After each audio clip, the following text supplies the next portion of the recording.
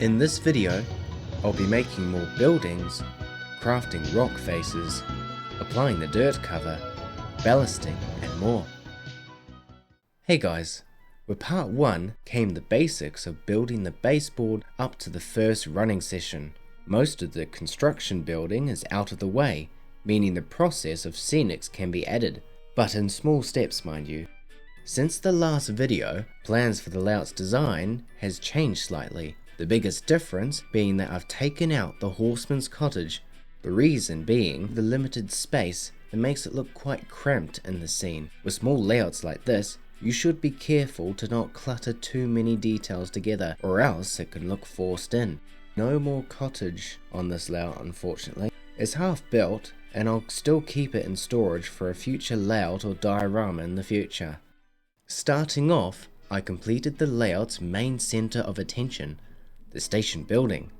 Originally, I was going to buy a 3D printed model of the Rennie Ronan station by MS Models.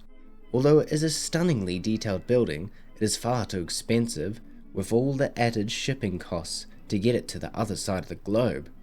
So the next thing was to build it from scratch like my overhead bridge. I decided to build the station to more resemble its design in the Railway series illustrations. The most noticeable difference between it and its real-life basis is the exclusion of the side room that the Rennie Ronan station has. The building process was pretty much the same apart from that I wanted to add a window opening on the back wall.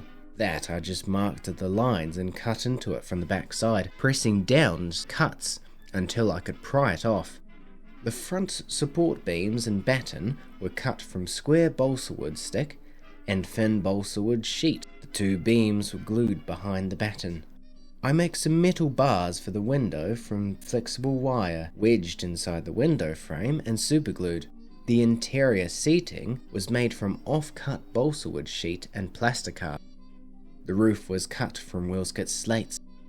The eaves were cut from balsa wood sheet on an angle, and the ridge was cut from a random piece of thin cardboard packaging, scoring cuts and bent to shape to cover the rooftop.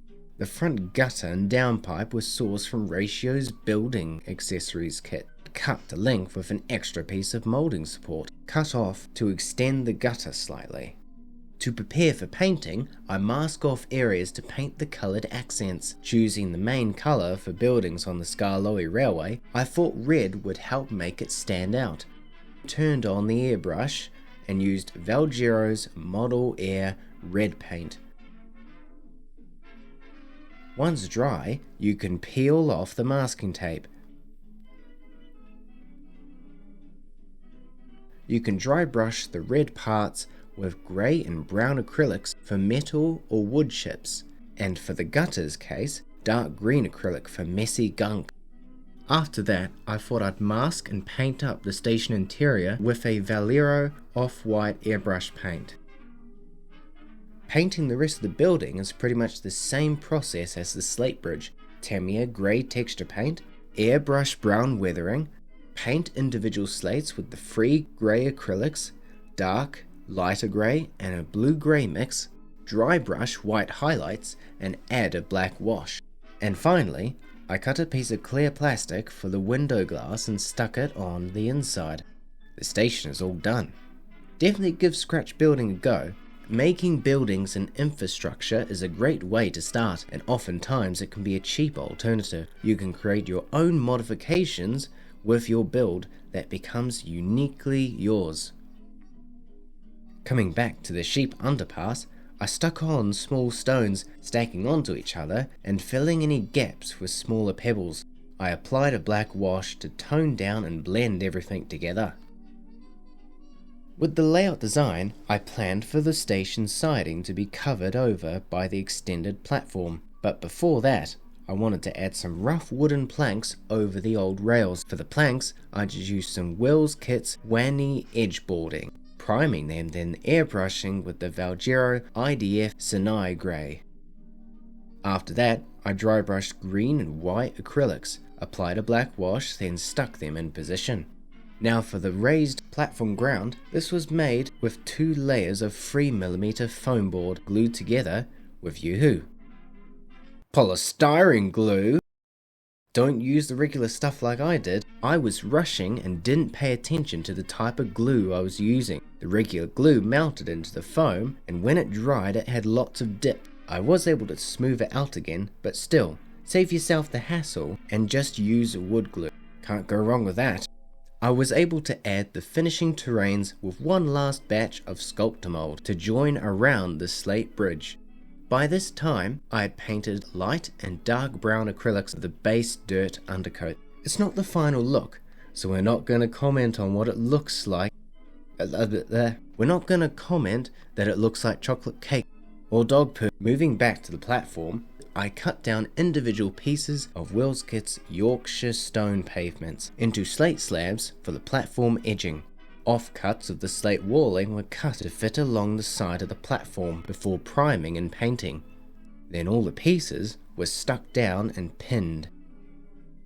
I thought I would experiment with raising the platform ground cover slightly with a custom paste mix. The paste mix consists of Woodland Scenics Flexi Paste, Tamiya Grey texture paint, and real sand. I spread out the paste mix with craft trowels to the height of the platform slabs. The mix should take a day or two to dry, which did turn out with slight cracks, but I've personally left them in as they leave a nice detail. Regardless, you can paint over the cracks with the grey texture paint as a filler if you would prefer. The rock faces were made from a method that was used on my first layout. I folded and scrunched up tinfoil and folded the sides upwards as a moulding tray. Using tinfoil is a cheap and great method since it can be reused and make very unique rock patterns each time. You can't do the same with those overrated rubber rock castings that just make the same molds over and over again. You can scrunch up the tinfoil as little or as much as you like for harsher or smoother rock patterns. Now you can mix up some plaster and spread a thin layer onto your tinfoil molds. The thinner the plaster layer, the lighter your molds will be. Once hardened, you can pull off the tinfoil to see your perfect rock molds. Except they're not perfect just yet. I'll usually break them up into smaller pieces. You can just flip your molds face down and use a hammer to just tap at them. That'll be enough to break them apart and they'll make good, natural looking rock pieces. Next, you can place them together onto your layout, picking and choosing pieces that can fit together like a puzzle. Then you can glue them into place. I'd recommend using some sort of fast drying glue to stick them on quickly so they don't fall off like a cliff face. If not, you can just use PVA or Yoo-hoo glue for any non-vertical surfaces. When it's rock hard, you can fill in the gaps with any sort of wall filler. After the wall filler is hardened, you can put on a PVA and black paint mix. Just a coat is needed to fill the gaps and rock crevices, as well as to strengthen the plaster from chipping. Now the rock painting. It was a rough start painting many coats of grey to try and get the beige look, and that turned out to be an absolute waste of time. Thomas felt terrible. Terrible. Terrible. Terrible. Terrible. Stop it. Get some help. And some help I did get from my mummy. So I mixed up these colours, using the more saturated beige first, then the more brighter beige with less coverage, and then a black wash to tone it all together. Putting on some sand on my chocolate cake, I apply some Mod Podge onto all the off-road dirt and sprinkle a good covering of sand, and the dirt road I sieve a layer of a homemade dirt and grout powder mix. For ground covers underneath the trees, I wanted to make the dirt darker for forest shading. I just sprinkled some homemade dark brown dirt powder and Woodland Scenics brown medium ballast. Sprinkled it in some other areas where trees would later be planted. Oh, what's this? Looks like some track work is being repaired. You see, there was slight problems with this bit of track. It wasn't soldered very well and had bumps on them which affected Skarloey's running capabilities. Plus, it looks unprofessional seeing him bump around like a bucking bronco. I didn't remember to record this part, purely because I didn't want to make a fool of myself on camera. Basically, I got the rotary tool to cut away the rough section of track, and thankfully I had a spare piece of track all painted up, and I just cut it to size. With cutting to length, you do want to be careful not to cut your track piece too short, as you'll want to avoid having any empty gaps between the rails. It's better to cut slightly longer and just shave off bits until it can slot in snugly, and then you can clip, pin, glue and solder it on. Another unexpected problem arose as I gave Skarloey a test run. For some reason the siding had lost power whenever I would try to get Skarloey past the track point. The only logical solution I could think of was to add a pair of wires for the siding, drilling some holes and soldering a black and red wire onto the rails. The other ends were just poked and screwed into the wire block to connect the power again. And to my delight, it worked. Oh, yes! Yes, it works! Oh, I'm so happy. Back to the dirt, I used my airbrush to change the colour, starting off with the Vallejo IDF Cyanide Grey for darker areas of the dirt roads, and then Vallejo Burnt Umber for off-road. I protected any off-spray from going onto the track with off-cut paper, and give it a test run. All the electricals are running well, and now I can put the ballast over the track. I was a little nervous about ballasting the points, so I left them for last, spreading out the ballast with the help of a paintbrush, sweeping any ballast off the sleepers. Also, tapping the rails with the handle end of the paintbrush helps with the vibrations moving the ballast off the sleepers. After that, I used my pointy tool thing to pick off ballast that snuck inside the inner parts of the rails. This is because of the no oxide electrical grease. I like to keep my rails protected 24/7, but if you haven't applied no oxide onto the rails, then this shouldn't be a problem. With crossings, make sure you have any sort of rolling stock with wheel flanges that can clear space on the inner parts of the rails before glue application. For gluing most of the track, I first spray on some IPA or isopropyl alcohol in a small spray bottle. IPA helps break the tension for then the glue to soak in. The glue is a 50-50 mix of PVA wood glue and water that is put into a droplet bottle. If the glue isn't soaking into the ballast well enough, spraying over more of the IPA helps wet the ballast enough for the glue to settle in. I wanted to be a bit more careful with applying the ballast to the points, so I spread out some normal PVA between the sleepers, then sprinkled the ballast over the top, spreading it off the sleepers with the paintbrush. Finishing off the dirt, I sieved some more of the dirt grout mixture over top of the crossings. Just a thin layer to cover the ballast will do.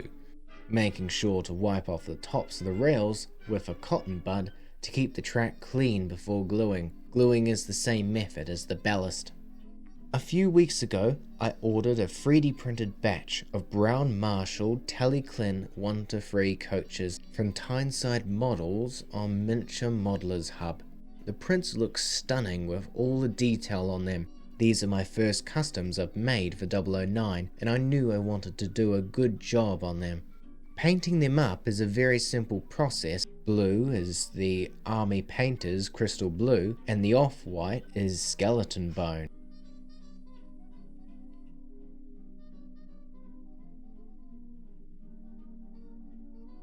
These were a great starting point for me to dabble into custom model making. At the making of this video, I've ordered some number and lettering decals from Railway Mania Shop and Enden Valley Custom Decals for the coaches and future engines I'll want to make.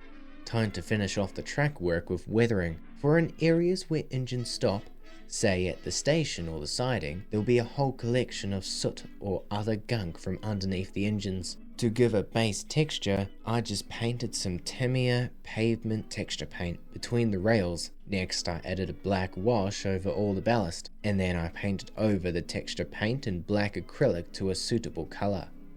After that, I mixed up a dark grey-brown acrylic and began dabbing the brush lightly over the ballast in areas to darken where under trees. I also added it on the surrounding dirt that'll be under the trees.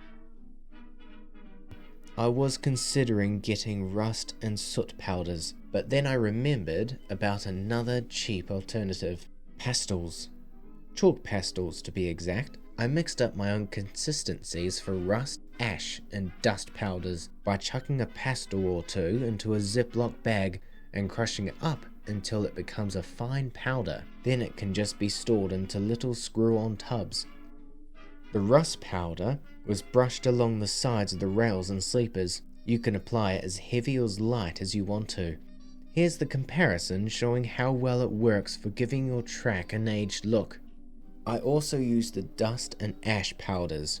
The dust powders were applied to the thin sheep tracks and the ash for over the dark soot patches. Finishing off the back scene, I built a quick little coal bunker, painted and weathered it up, and glued it with a small pile of coal and stacked up spare sleepers to the side. And there you go, all the basic groundwork is done, and it's really starting to look good now. It just needs some plants. Soon it will be time to eat your green, Suitcase layout. Time to run trains. Well, a train. I only have one at the moment.